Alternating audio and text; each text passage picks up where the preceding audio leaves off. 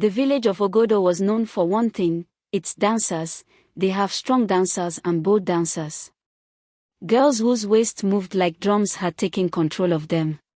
People traveled from far places just to watch the young women dance. Their bodies were full. Their waists were strong. When they moved, their backsides shook with confidence. The drums loved them, and the crowd loved them even more. In Ogodo, everyone believed one thing. To dance well, your body must speak first. That belief did not favor Amara. From a young age, Amara loved to dance, even though her body was nothing like theirs. She was slim, quiet, and soft-spoken. Her grandmother often reminded her of her late mother. "Your mother was a dancer," she would say. She danced with feeling. Those words became Amara's strength. When Amara finally joined the group of village dancers, laughter followed her everywhere. "She has no shape. She cannot shake. What is she doing among real dancers?" The other dancers were everything Amara was not. They had full bodies. They moved with confidence that seemed to shake the ground. Among them was Nkiru, tall, strong, beautiful, and flawless in every way.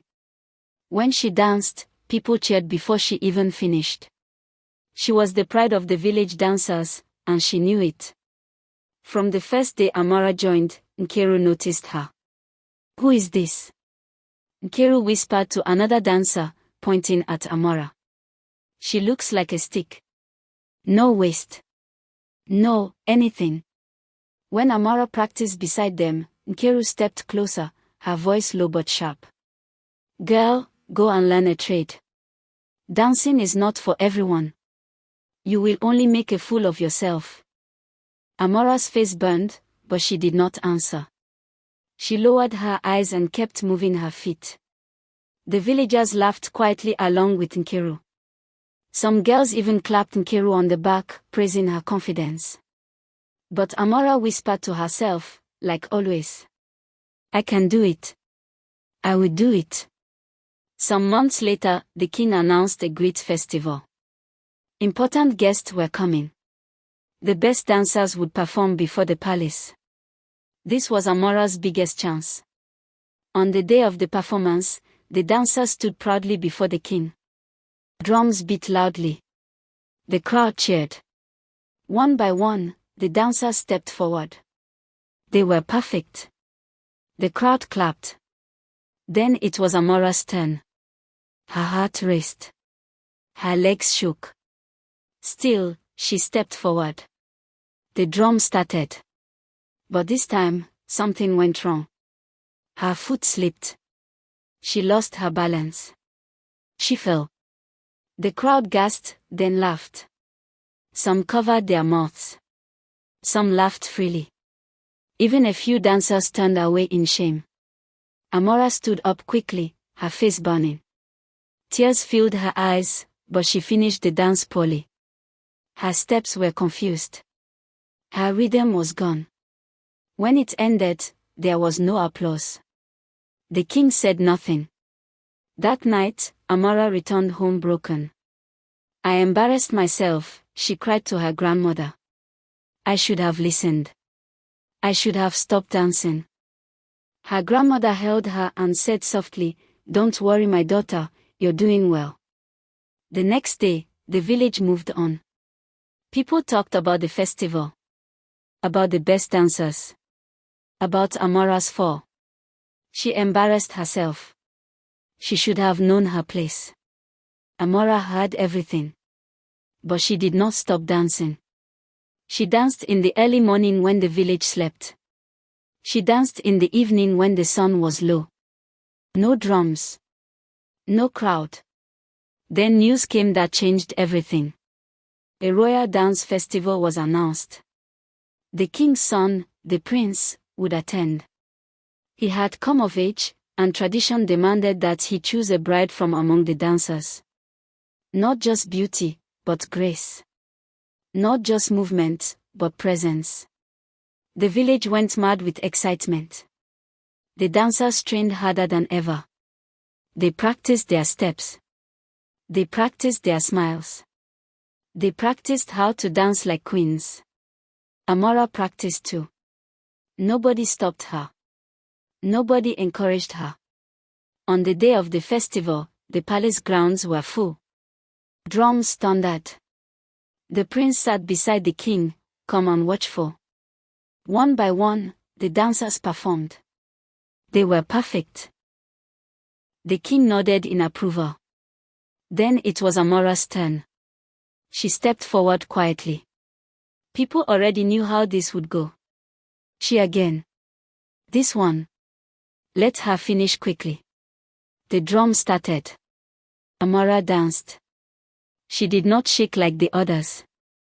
She did not command the ground. Her steps were light, almost fragile.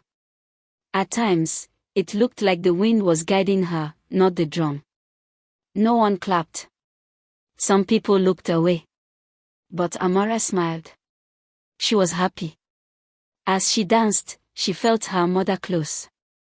She was not trying to impress anyone. She was dancing for herself. When she finished, the king cleared his throat. The best dancer today, he announced, is Nkiru. The crowd cheered. Nkiru stepped forward proudly. She had danced perfectly. She had the body. She had the skill. She deserved it. The king turned to the prince. This is the one, he said. Everyone waited for the prince to agree. But the prince did not speak. Instead, he stood up. The crowd went quiet. He walked slowly past the dancers. Past the proud smiles. Past the perfect bodies. Then he stopped. In front of Amara. People gasped. The king frowned. My son. The prince turned to the crowd and spoke calmly. You chose the best dancer, he said. But I am choosing the woman who danced without asking to be loved. Mama spread. She did not dance to win, he continued.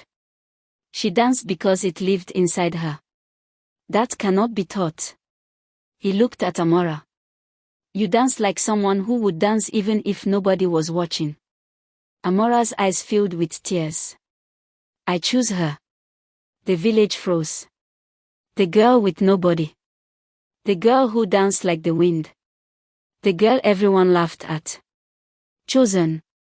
Not because she was the best. But because she was true.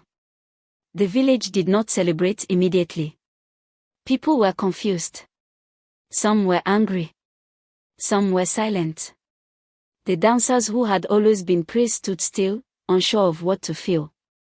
That night, Amara returned to her grandmother's house before going anywhere else. She knelt beside the old woman and rested her head on her lap. It finally makes sense, Amara whispered. Why I never stopped. Her grandmother smiled through tears. Some gifts are not meant to shout, she said. They are meant to last. In the days that followed, the village changed.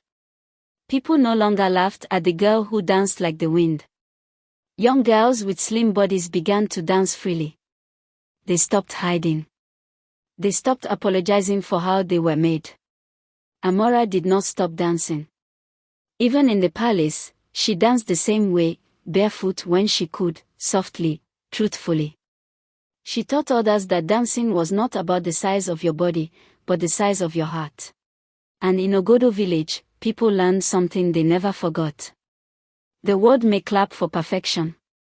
But destiny always chooses truth.